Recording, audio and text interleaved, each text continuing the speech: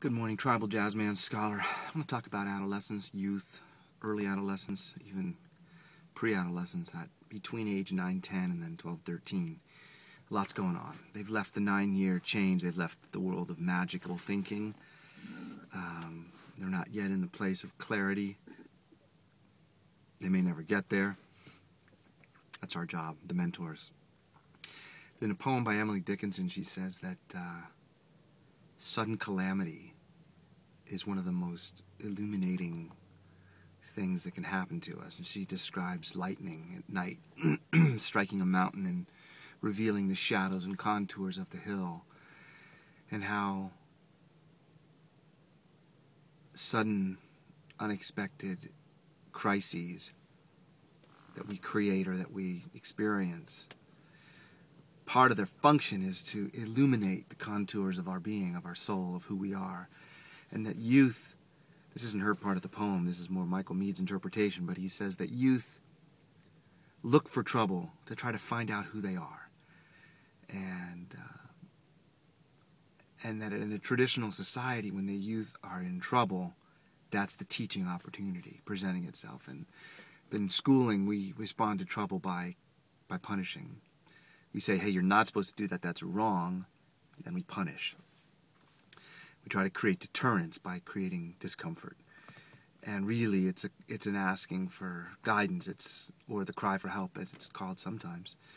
But clearly the ones who get into trouble and get the guidance out of trouble are the ones who learn the most about themselves. So I think about myself. I'm teaching the 5th grade. I have 26 students. I was at a conference this past weekend all about mentoring and led by Michael Meade, and at one point I raised my hand and I said, you know, I'm one man and there's 26 kids. I feel wildly outnumbered, especially when a large percentage of that group really is looking for trouble. And I'm meeting them, but I'm meeting one after the other, after the other, after the other, after the other, after the other, all day long. And it's a learning experience for everyone, because I'm, reflecting on it in between, and I'm teaching some things, but it's nothing like I've ever experienced, and I'm more tired than I've ever been, and I feel incompetent. I feel like I'm not doing the job that a lot of people think I'm supposed to be doing, which is a different job, which is instruction. But I'm thinking about education, which is to bring out the willing scholar in us all, whereas instructing is the imposition of knowledge from without, perhaps. And that doesn't work very consistently with this group.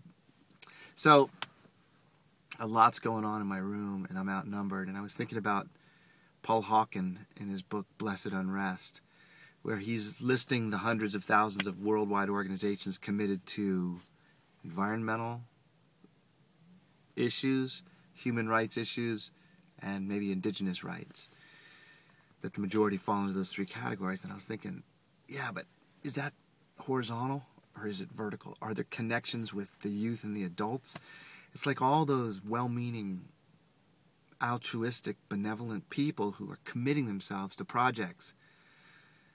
It feels to me like the other project that we all need to commit to is our youth. Like mentoring as many young people as we can see or come in contact with. And sometimes it's a formal thing, like I got a nephew who needs my help, or I'm a teacher, I got students. Or it can't really be our own children. That's a different relationship. But the other youth around us, to actually see them, reach out to them, ask the questions, give them the ear, offer yourself to do that. And you might even do it. I was at a board meeting of this school district, and I ran into a couple of 12th graders taking notes, and I talked to them in the hallway for about 15 minutes, and I just felt like I was listening, I was looking, I even gave them a little offering of my thoughts. And I try to remember that privilege and that responsibility whenever I encounter a young person who makes eye contact with me for any length of time.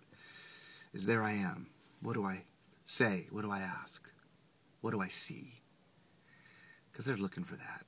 So the mentoring can be formal, as a teacher, as a mentor, as it can be informal in the interactions with the youth in our community. It can be spontaneous mentoring in a brief moment when we encounter a stranger who might just very well need a moment of our thoughts and ears. Mentoring. We need to connect vertically the generations. That's the thread of healing. That's the nest. That's the womb of sustainable life. That's all I have today. Thanks.